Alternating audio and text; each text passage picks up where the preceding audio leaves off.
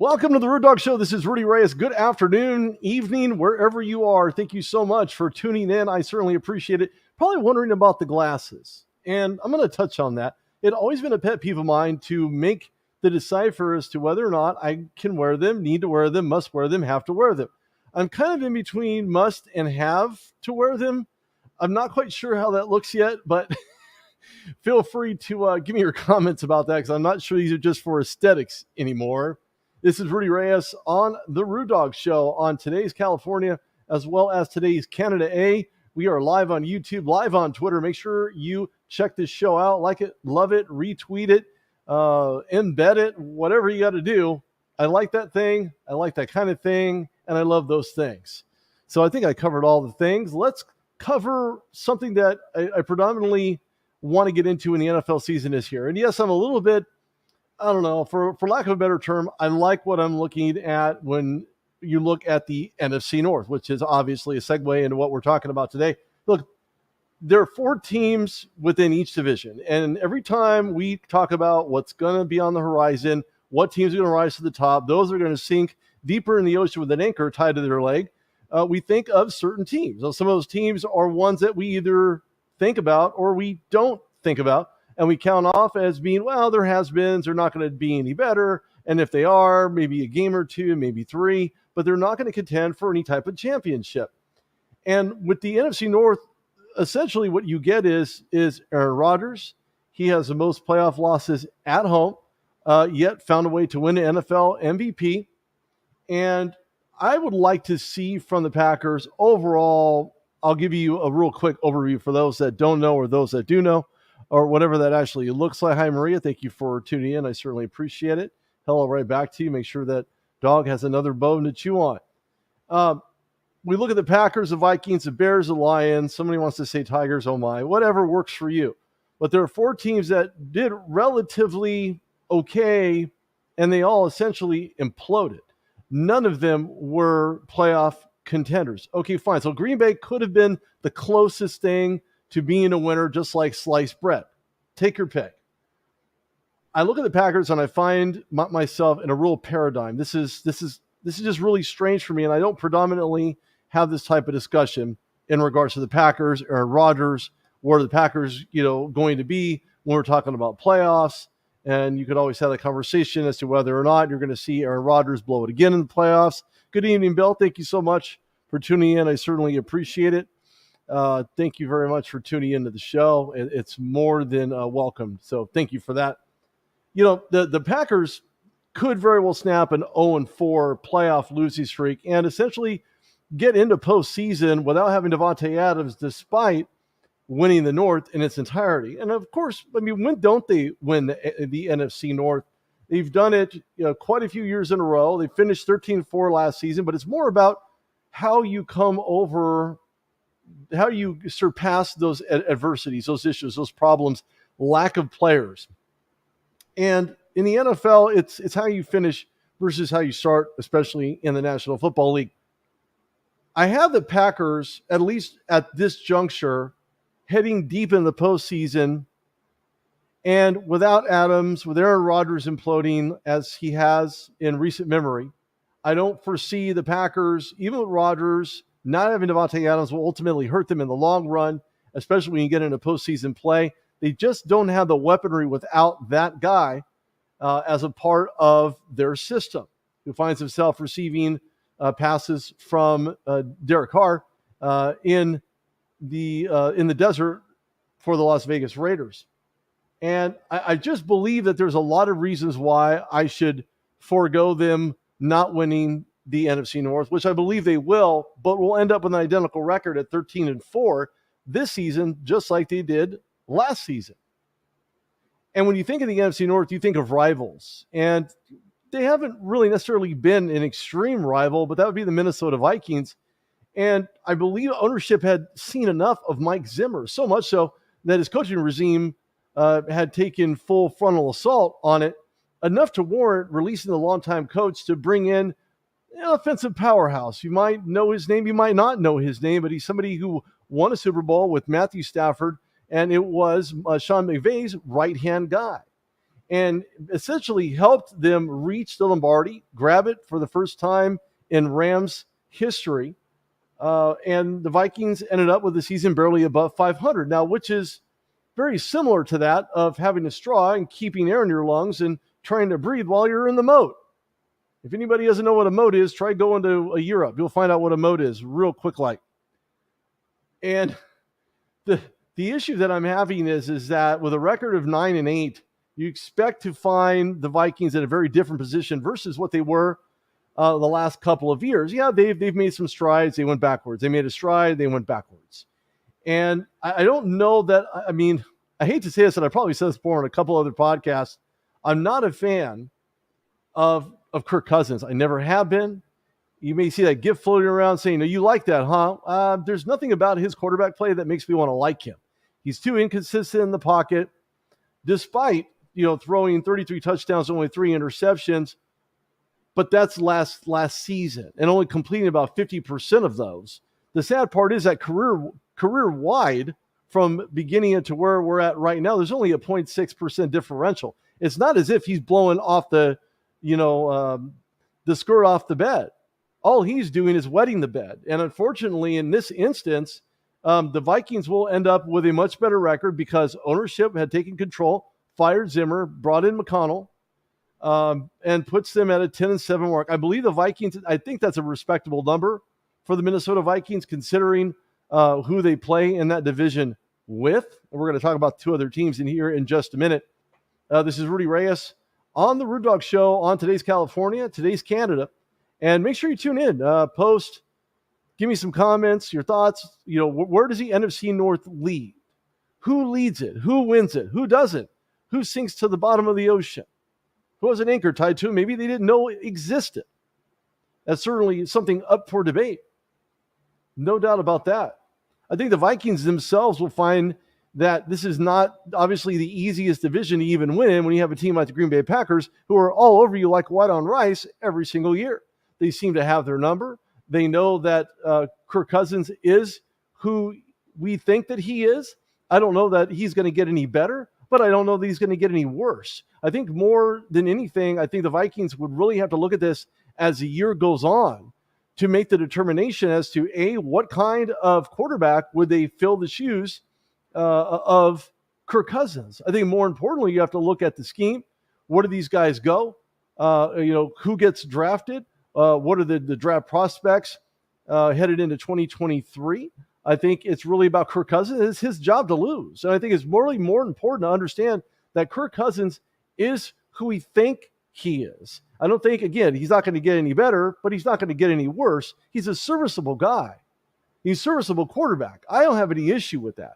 The issue that I have is that it's the inconsistency when he plays. Despite the numbers, despite the completions, I think Kirk Cousins is a guy that is a quality backup somewhere in the NFL. And the fact alone that the Minnesota Vikings continue to pay him is just insane. It's mind-blowing. It reminds me as to what the Bears did with a couple contracts, not just one, but a couple contracts, quarterbacks as well as the linebackers. So I think this is really about what the Vikings need to do, what they have to do. And I think they really got it done in the 2022 NFL Draft looking forward. And we'll talk about that as the show goes on. There's one team that kind of surprises me, though. And I think to myself, man, Jared Goff gets sent off from the Rams in a trade to predominantly where quarterbacks die. And I don't mean that literally. I mean that figuratively. Their stats, their ability to win games. I mean, ask Matthew Stafford. He knows all about that. He can tell you more than anybody else and more valuably than anybody else what it takes to win in the NFC North. Yeah, they're a dome team. How much snow do you think is in Detroit? Let's think about this. This isn't the best place to go when you're talking about anybody outside of Barry Sanders. I can't think of anybody else. Yeah, okay, fine. There have been maybe another Hall of Fame guy or maybe a couple of Hall of Fame guys. But outside of that, the Lions aren't really known to have much of anything. And I know the ownership has been kind of dicey in the acquisitions from the head coaching. But this is a Dan Campbell type of draft. I like what they did. Of course, the first 5 picks in the 2022 NFL Draft were defensive players, as well as it should be. because there are a lot of teams that were looking for low-hanging fruit, and it just happened to be a run-on defensive lineman, an edge rusher, a pass rusher. Aiden Hutchinson certainly fits that bill. He's going to be that pass rusher that the Lions are going to need moving forward when you're talking about, being able to do the swim moves and getting inside in the backfield and disrupting quarterback play.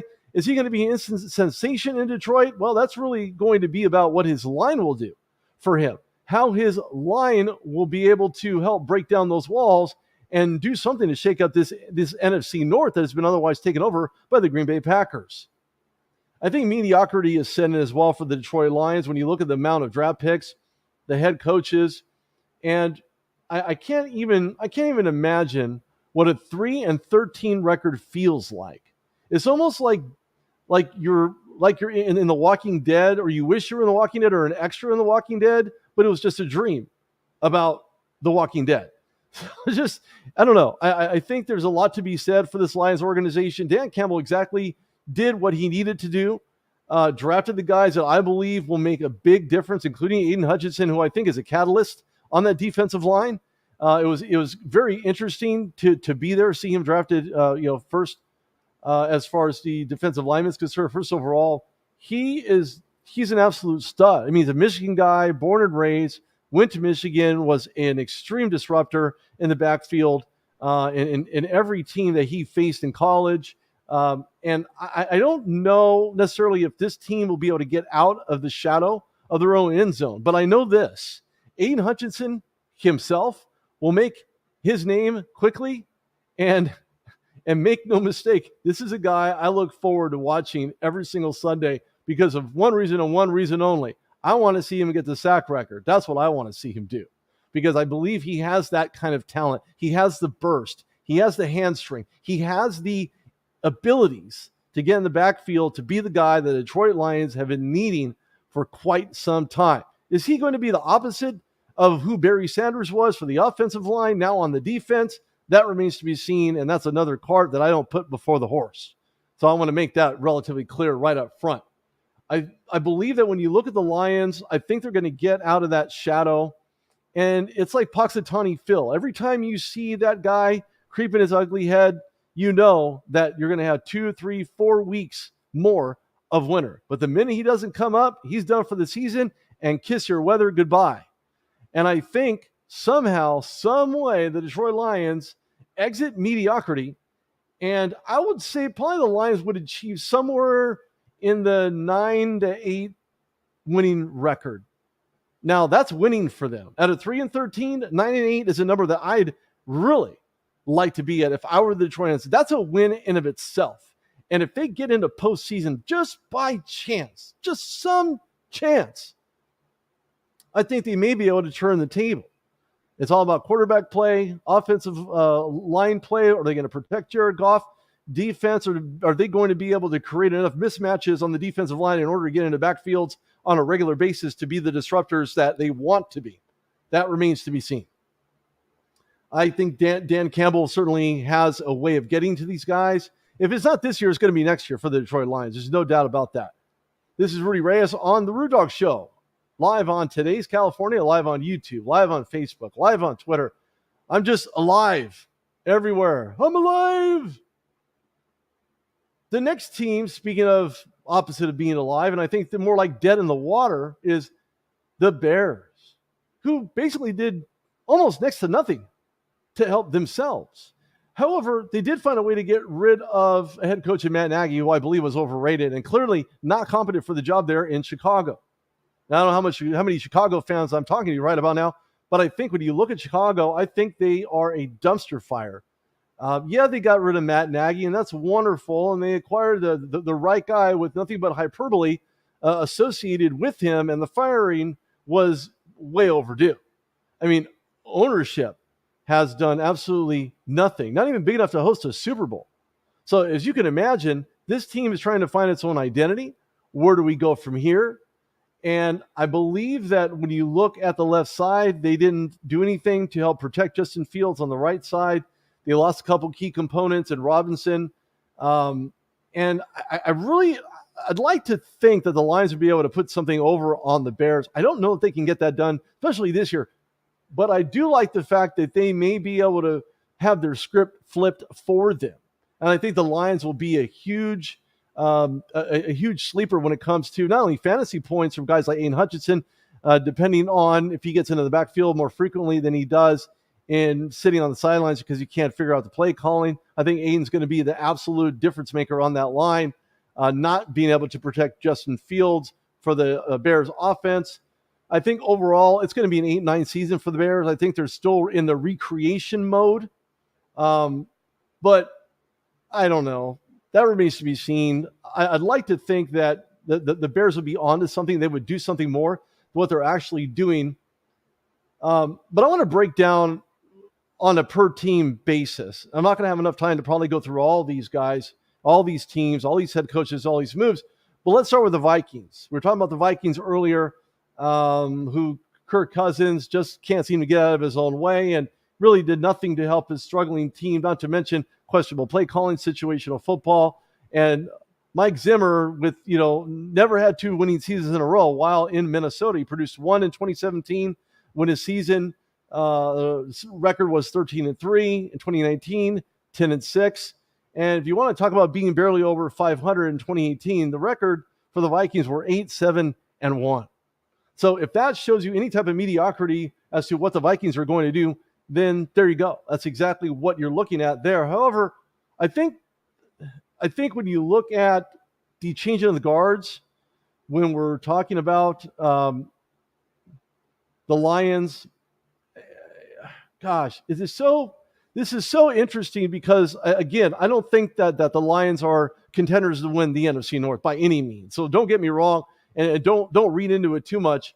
But when I look at the changes within the NFC North, they bolstered up big time. They really did. Every team strapped their boots on and decided that they needed to do something and do something drastic. There was more talent, and we'll talk about the undrafted rookies that were brought in by the Bears in a minute. But the amount of undrafted free agent guys in every single camp throughout the NFL, there's just so much talent there. I don't know if they're going to be able to get a fair shake or proper evaluation in order to determine whether or not these guys are going to be on the next level or if they're on their way out. That remains to be seen. I think that the actual change will occur with the Vikings now that O'Connell has the helm. Sean McVay's guy is who he was, and when you have Matthew Stafford and a ferocious defense, certainly doesn't hurt your cause. Oh, and by the way, that Super Bowl trophy that eluded the Rams since facing off against the Steelers in the Super Bowl. One has to assume that the head coach of a team is yet to find its identity. I believe that if Cousins doesn't take them deep in the postseason, his job will be in jeopardy. And that goes back to what I was talking about earlier in regards to who's going to take him. Is he going to be a free agent? Because if I were the Vikings and they don't get past that hump, and you look at Cousins that doesn't get him into the postseason, deep in the postseason, without unnecessarily and costly turnovers and protection up front, they're done. They're as good as done, and you're going to see Cousins walk. I think the first order of business for General Manager Adolfo Mensa was to get O'Connell a successful draft, not only for him, but for everybody else, including Lewis Sine. And I think overall you look at a B- for them. I think it was the first draft under him as well as O'Connell. And there were 10 draft picks that Minnesota actually snagged. And what's interesting is that the Vikings traded up with the Lions in order to move out of the 12th pick spot because they didn't like what they'd seen at the 12th spot. But the Vikings did address some serious needs. I mean, they went into different gamuts like instinctual play, better in man coverage. Are they going to beef up against the pass for the secondary? What are they actually going to do? And I think that when you look at Asamoah, who's today's modern day linebacking guy, he's going to appreciate Eric Kendricks in a very, very big way. I think Aiden, because he's such a local product, will certainly help out. But I think overall, when you look at the Lions, this is Dan Campbell's draft. This was something he needed to have. Just like Adolfo Mensa, he needed the draft. Kevin O'Connell needed the draft. I think all these coaches in first year, second year, general managers, first and second year, need to have successful draft. Otherwise, you wouldn't have a whole lot there. Oh, well, thank you, Rodolfo. I appreciate that. Waiting for a program to be fun and interesting for Mexico City. Happy day luck. All right, I appreciate it, and thanks for tuning in. I appreciate that as well. Um, I think when you look at the Green Bay Packers, I don't know that you can lead any division better by not having Aaron Rodgers, but because they have them and he's won the NFL MVP twice, I think they're really on pace to do it again. The problem is, again, going back to what I was talking about before, there are records that Derek Carr and Devontae Adams possess. That's chemistry. Can they relive that chemistry? Can they do something with that chemistry? Can they actually make a shakeup within the AFC West? That's another show for another time, but it's certainly a lot of questions to be answered. The interesting part about the 2022 draft is that they try to compensate for not having Devontae Adams. Why they would not grab a guy in the first round, a speedy wide receiver who's physical, tall, has all the athleticism humanly possible is beyond me. I don't know. You'll have to ask the Packers. But they did acquire some defensive guys from the national championship team in Georgia. Quay Walker, Devontae Wyatt, I think those guys will be a 1-2 punch, especially when you're looking at A, the familiarity they'll have to play on the line, B, the ability to cross over to get into the backfield and to stop those running lanes from being open. As we've seen last year, that had been the case. A lot of teams were able to actually run on them. Green Bay overall did have 11 picks. They received, I think, I'm a little critical over the Packers because they didn't do anything to address the Devontae Adams loss, unfortunately. But they did grab Christian Watson out of NDSU, North Dakota State University. I just don't know that it's going to, I don't think it's going to be enough, to be quite honest with you. And that's where they're going to falter trying to get into deep into postseason. But when you look at the Lions on the offset of that, they signed a ton of free agents. Running back Greg Bell, San Diego State University. Cedric Boswell, corner in Miami. Derek D, San Jose State tight end. Tackle Obina Easy from TCU. Nolan Javon from Southeastern Louisiana. They really mix and matched here. I mean, they have guys that may or may not be there. Two guys at Appalachian State. Corey Sutton, wide receiver. I've seen him super fast, like super, super fast. The only knock on him is that he's not as athletic as I would have liked. But defensive lineman Demetrius Taylor, also at Appalachian State, certainly a great guy. I don't know if he's going to make the cut. Jermaine Walker out of Virginia Tech, great story for him. I think that when you look at the NFC North overall, there was some separation brought on by the Detroit Lions, and having the Detroit Lions, grab the guys that they did. Whether or not those guys will be immediate impact players, that remains to be seen. But I just believe that Detroit Lions, because they have more of a formed identity than the Chicago Bears, I see them moving on to the next level and jumping over the Bears, who will end up in last position in the NFC North.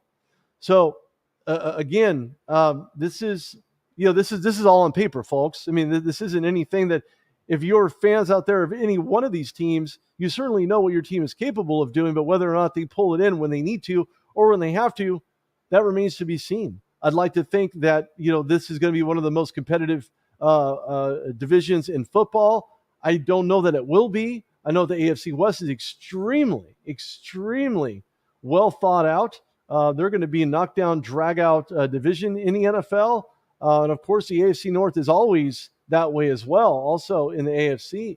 So, again, one of those things where, the AFC overall dipped into the money that they had and acquired the talent that they really needed to have to bolster the AFC to make that much more, I don't know, I want to say worth more in the long run than the NFC. And, of course, Cowboys are one of the most expensive franchises, and clearly their net worth is in the billions. But one team alone, and there's some others, obviously, but overall, I think the AFC is still they're the division to beat overall, and the last three winners, or two winners rather, were from the AFC. So except for the Rams, but I just think there's a lot more to the AFC division overall than people are really giving them credit for. But the NFC will obviously be very competitive in regards to teams spending a lot of money. But I just think the AFC is worth a lot more. This is Rudy Reyes on the Rude Dog Show. Thank you for tuning in. I certainly appreciate it. Love having everybody on. I love the commentary. Keep it going. Like it, love it, share it. I appreciate it. I will have this replaying tomorrow. So if you missed out on this show, hashtag in case you missed it, or ICYMI, make sure you check it out. This will be on TheRudeDogShow.com. Throw me a follow at Rude Dog Reyes on Twitter. And find me on Instagram, Facebook, LinkedIn. I'm everywhere and nowhere all at the same time. Thank you so much for tuning in. I appreciate it. Everybody have a great evening. See ya.